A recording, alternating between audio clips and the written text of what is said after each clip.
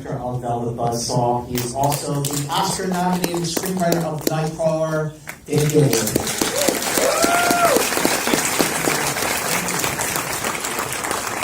Thank you for coming.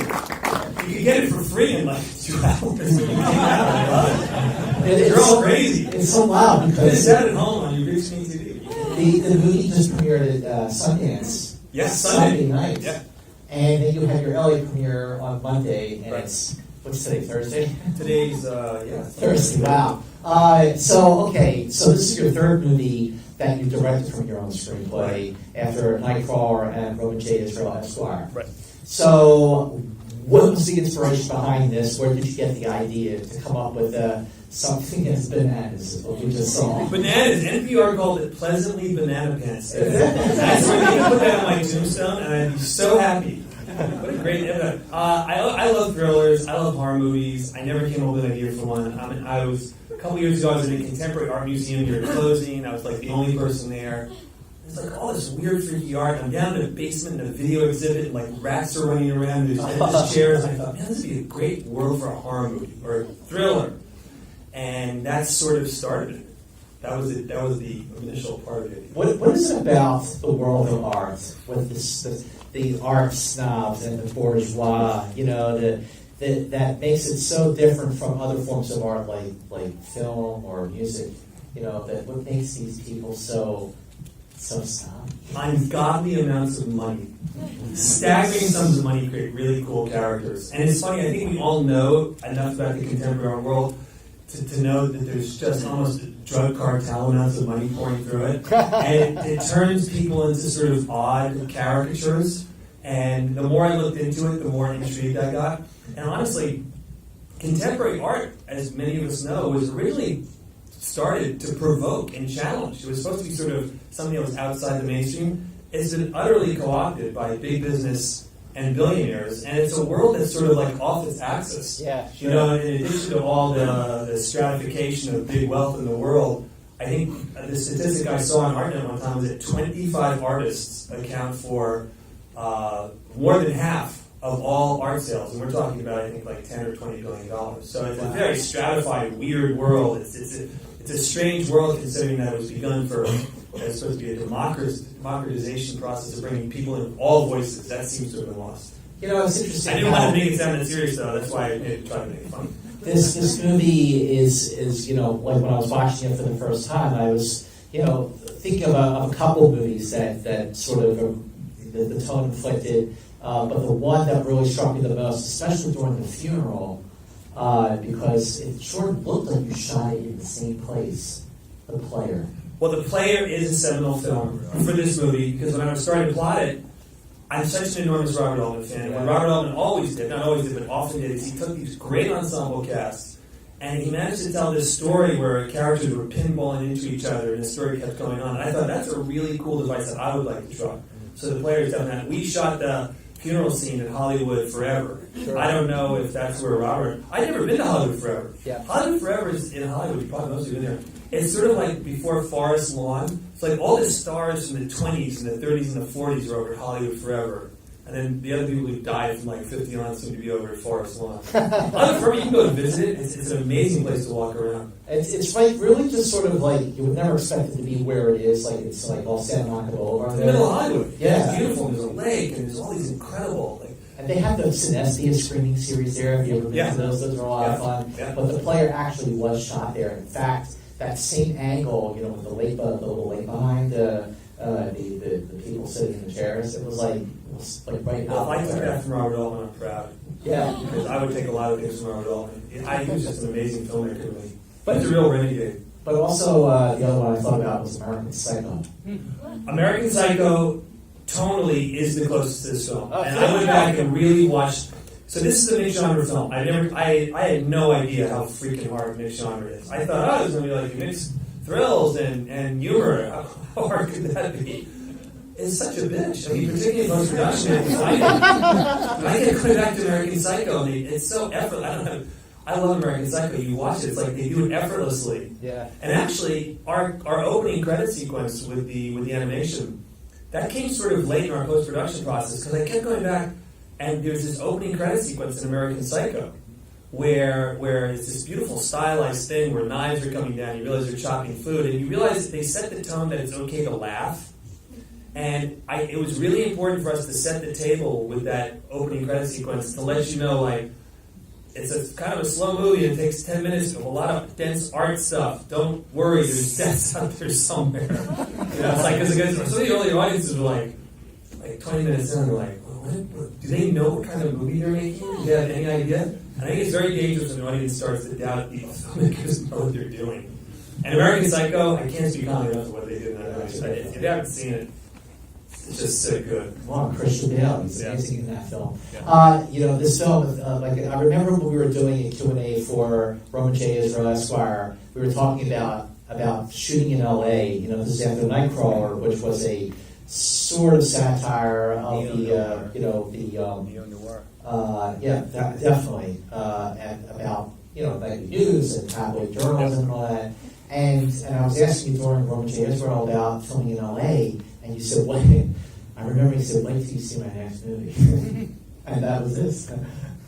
Yeah, I love shooting in LA. I love LA. I'm from New York. I've fallen in love with LA. It's just, there's this raw, weird energy here. It feels like at any moment the ground could just swallow it up and it looked like it never existed, which you don't get in New York. You don't get that in the sort of the East Coast cities. It's all cement and steel. But the one thing we did different on this one, on Roman and on Nightcrawler, our establishing shots were always on the ground. This one, we went always 5,000 feet and above, so we were trying to get more of an aerial sense of it.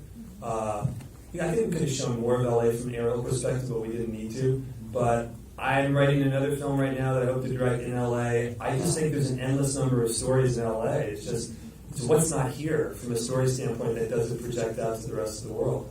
Don't love LA. LA's so cool. I love LA.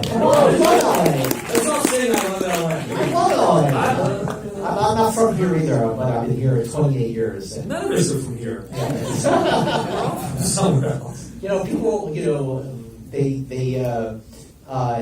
LA it's not like you're all like living on top of each other like New York. It's all so spread out that you can shoot We all live in cars. We live in our cars. Yeah, some people literally live in their cars.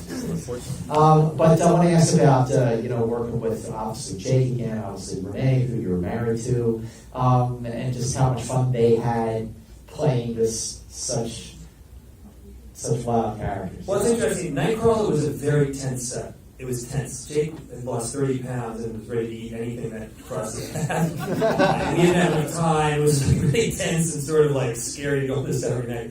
This one, it was like everybody was having fun. We understood we were trying to have fun and be humorous and satirical. Jake was in a great mood. People were coming on the set. Like one day, Tony Collette comes on the set. John Malkovich comes on. So this is this revolving door of great talent. So we had a lot of fun on this one. It was just fun. Post-production was hard, but the production part was great. I want to ask about working for the first time, your first time working with Netflix. Oh yeah. What was that like for you, and how much creativity how much creative freedom did you have to make this film? So I only could have imagined before this only working in theatrical experience. You write an offbeat movie like this, and you take it around. There's studios that are interested in offbeat stuff, but they're not going to give you the money you need to make the film. It wasn't a matter of above the line. It was like, we need your production costs. Studios are interested. You go to Netflix. It's like an oasis. We welcome unusual. We want unorthodox. Give us something that's new and original. We love this. They give you everything you need if they respond to the material. They were utterly supportive throughout every aspect of what we were doing. And now I have this incredible opportunity that now somewhere in the world is already starting. I will have access as a storyteller to over 100 million people around the globe. And when I first had to decide if I wanted to go to Netflix, I went online. And somebody wrote an article, Netflix is going to kill the theatrical experience. This is a horrible thing. 50 comments follow. Oh, you must live in LA or New York and have access to all films. Because I don't. And I suddenly thought, wow, it's like all these people that I take for granted are seeing films don't have access to it. As a storyteller, all I want is access. Yes, I would love to have everybody see in a pristine screen with sound in a big theater, great.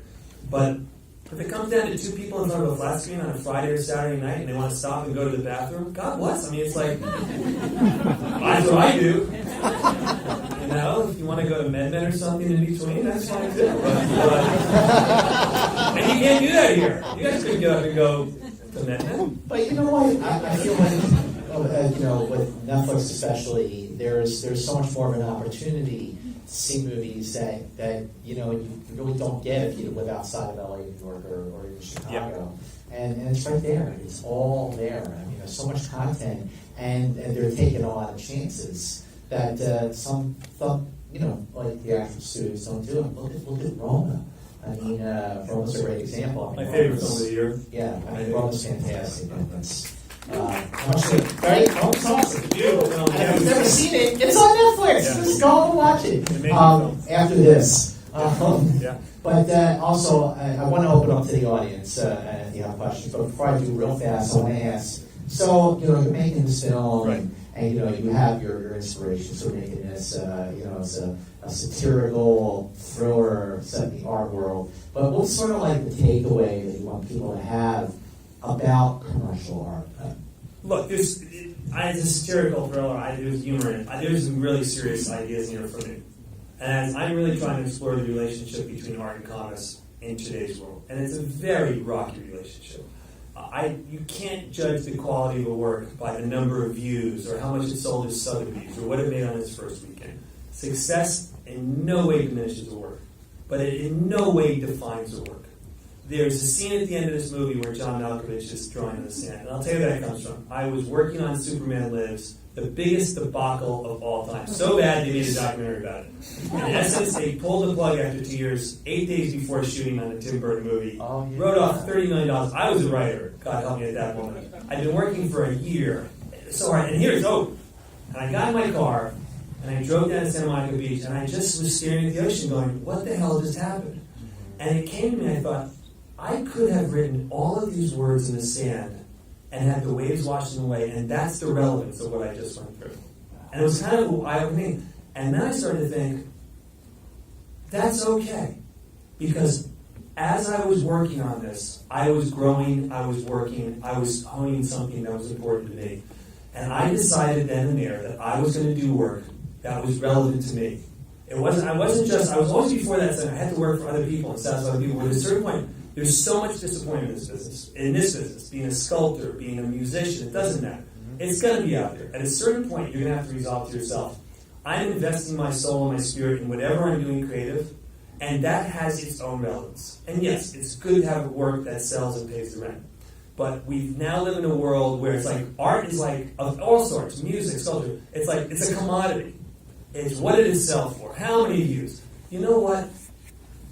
If you make anything and one person comes up, it doesn't have to be one person. If you like it, it's relevant. If one person comes up and says it touched them, that's everything. Yes, it's great to have 500 people, 5 million, 500 million people say it's great. That's a wonderful thing. But if that doesn't happen with each piece of work, don't think of the work as a commodity that succeeded or didn't succeed. I'm trying to say art is more than a commodity. I'm trying to say that artists, all of us, invest a certain part of our soul, our spirit in our work, and that's what makes it relevant. And that's a really important theme for me because I've gone off the reservation, and I don't know if I'm coming back, and with my work, and I'm sort of doing things that are relevant to me, and if it's relevant to you at the same time, then that's a wonderful thing. If one person comes up and said they responded to it, then I'm really happy with that, because that's sort of what the theme of the movie is for. Well, keep going, because I like how you say that now. Wait to see the next one. I just on this one. The styles between these two films that you've directed from your own screenplays are very, very different. The tones are very, very different. How do you like to shift those tones? The idea for me always defines the tone. Like I said, it was a thriller, and it was this weird, gaudy art world. And actually, when I started to design the film, I thought, if this was a piece of art, what would it be? And I saw it as pop art. I thought it was big and splashy and sort of this clash and collision of styles with a lot of contemporary iconic images in it. So that defined it. Nightcrawler was just a dark, nihilistic black diamond of horror, sort of. So that defined that. Roman was very much wore its heart on its sleeve, and it's an emotional film, and it has a lot of really powerful emotional ideas in it. The next one, if you have an idea, I think ideas are sort of, to me, like a hand in poker. Like, the hand will tell you, you got 2 pair, you got a pair of 7. It's going to tell you what it is. And you have to listen to the idea. So I try to listen to the idea. That defines the tone. Wow. Okay, I just saw someone's got a question. You with the phone right there. Put down the phone and ask your question. Dan, Yeah. so I know you worked as a screenwriter for several years, but what motivated you to go up a level? Well, what motivated you to go from screenwriting to screenwriting and directing? You know, my film started to become so intensely personal. Like, Nightcrawler is a very personal film to me. That's about hyper-capitalization, and I believe we'll leave them living in the law of the jungle at this point, and the weak are getting killed, and the strong are surviving, and the losers of the world are winning. And it was such a personal film, I couldn't imagine giving it off to somebody else. There's these films now have become so intensely sort of thematically relevant to me that I just can't hand them off to anybody else at this point.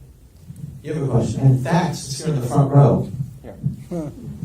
Mr. Gilroy, you talk about you talked about contemporary art, but also classic art. There were further specific artists in this film. How did you go about that process? And what was it like? You talked a little bit about working with Mr. Gyllenhaal in your first film. What was it like a long time later? You said it was a lot different, but... So the art, we had to create all the art in this world. The art falls into two categories. It's the art that Dees makes, and then it's the art around it. The Dees art took 6 months to make, and there was an artist in Los Angeles named Saxon Bryce we worked with, and we were dialing it in. He's working through childhood trauma, so we decided to make it representational so you could identify a father and a mother, and it's obviously not abstract. Because he's an outside artist, in real life, outside artists can come in, and it doesn't matter what the current style is in contemporary. Outsider artists are almost always embraced if the quality of the work is good. So that was the genesis of these stuff. In terms of Jake is just always changing year by year in his career. I think he's in a place that he's really happy with. He's an amazing performer. He's an amazing performer. You know the thing about Jake? He's utterly fearless.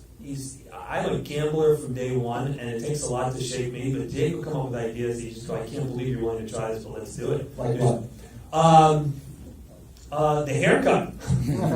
As far as the haircut. He has a flip phone. The day we're shooting the thing, I was like, where's the guy phone? I have a flip phone. Why do you have a flip phone? He goes, because I think my characters just, these just sound like small things, but they add up. And there were other things that we would try that didn't make it into the movie. Okay, I'll tell you one. The funeral. So there's Jake talking to her. What is that? Small arm. So I shooting Jake there. And now we're going to get a close-up of Toni Collette. And Jake goes, I should sit behind Toni Collette. And I go, what do you mean? He goes, it'll be like creepy, like suddenly I switched seats and I sort of transported myself behind Toni Collette. I'm going, Jake, it doesn't make any sense. There's nothing in the movie that felt like, come on, let's try it. We're just going to switch seats. And so we shot 3 takes of Toni that never made in the movie where Jake is probably sitting behind her where literally it sounds like before he's sitting behind her. Why? I don't know, but I was like, okay. I will rarely say no to an actor. If an actor wants to try something, I will almost invariably say yes because it's just that makes you a great actor's director. I love working with them. Okay, who else? Someone else. Okay, yeah, you with the glass and the beer. So I didn't know before tonight that Rene Russo is your wife. Right. Why doesn't she work more? I love her. Yeah, she's awesome. Why doesn't Rene Russo work more? Exactly. Can I be honest? Yeah. She hates getting up early. She's one of those night people. They call it owls and whatever, something like that. She's an owl. And left to her own devices, she will not usually go to bed till 3 in the morning. She sort of likes that. And it's just, she doesn't like getting up early in the morning. She's very content working in her garden and being away from it all. And I think that's pretty much what it is. I try to drag her out as much as possible because I just love her acting. Yeah, well, hopefully you can make movies and putting her in them. I'm trying. Believe me, I am. She's putting her in series and get her out there every day. Right there, you have a question. Yeah. So you talked about taking it from paper and then into this. Was there any scene that surprised you how it turned out? So taking it from the script and putting it on the thing, was there anything that surprised me? Yeah, I was aiming for satire, but it was becoming funnier as we were doing it. We were laughing.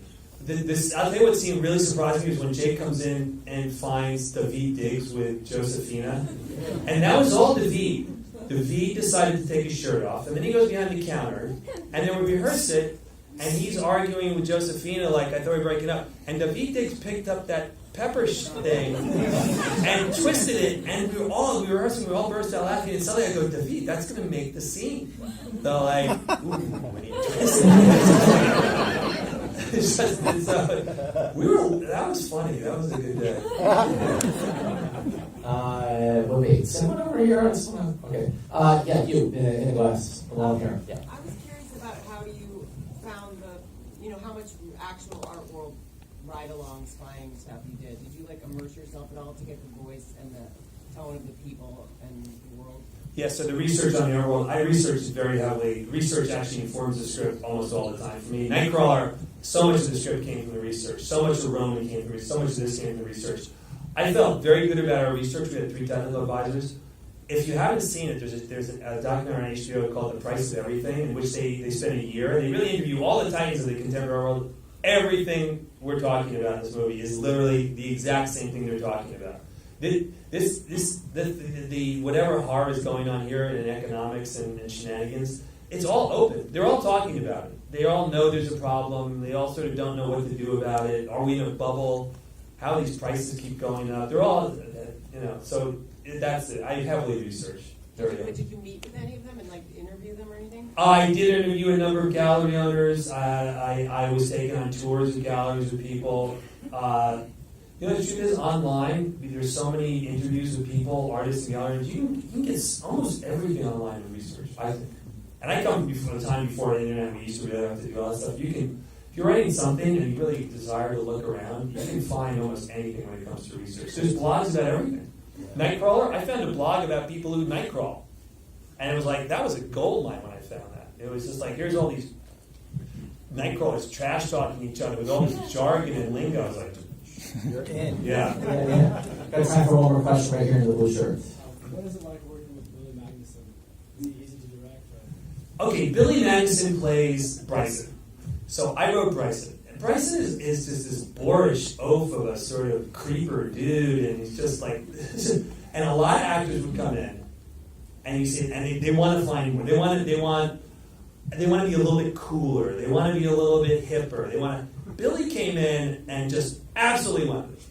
It's and I had the idea of the little earbuds, which I think look kind of ridiculous. And I said, Billy, oh yeah, I'll wear those. And he puts those in, and the line about the broad being the broad, he comes up with that. Ooh, the broad. It's actually the broad. And all this stuff he says to her about they know me, that's all him just riffing, standing up on a ladder riffing. So Billy came in. He did something actually that Riz did in Nightcrawler, because in Nightcrawler the character of Riz it's like a 3-legged dog. It's a really pathetic character that a lot of actors are going to come in and try to make more of. They're going to I'm not really as damaged. I'm actually have this other thing going on. There's a desire to make the character more whole. Riz never did that, and Billy never tried to rehabilitate Bryson. He never tried to make him more anything other than sort of a creeper weirdo. And that's actually really that's talent. It's really difficult to do that. He's a great actor. He's a Broadway actor. I think Billy's been nominated for a Tony, actually. He's a very serious actor. He's also a musician. He has been in a really cool band that's played for 5 years around the world. Very talented guy. All right, one more question. Yes, you. Yeah, I suppose the screenplay is like a painting, because when do you know it's ready? So could you tell us a bit about your method? I mean, how long it takes you To write? Say that again? To write the screenplay? Yeah. What Okay. is your method? How long does it take you? The research? How long does it take you to write so when you know that you're ready to move on to the... So everyone is different. Nightcrawler took 20 years, over 20 years. I kept trying, but I couldn't do it. Other movies were coming out that was similar, called The Public Eye, and The Public Eye came out, and it was this, and that was really sort of set me back. And not other movies came out, that movie came out, and it was just a process of trying to find it. And this one, I researched it for probably 4 months, and then wrote it in 3 months. So Wow. probably 7 months total. 20 years, 3 Yeah. months. Damn. Yeah. That's quite the change. Yeah. Well, ladies and gentlemen, as you know, Velvet Buzzsaw is on Netflix. So make sure you tell everyone to watch it, and thank you so much for being here. Dan Gilroy, ladies and gentlemen. Thank you.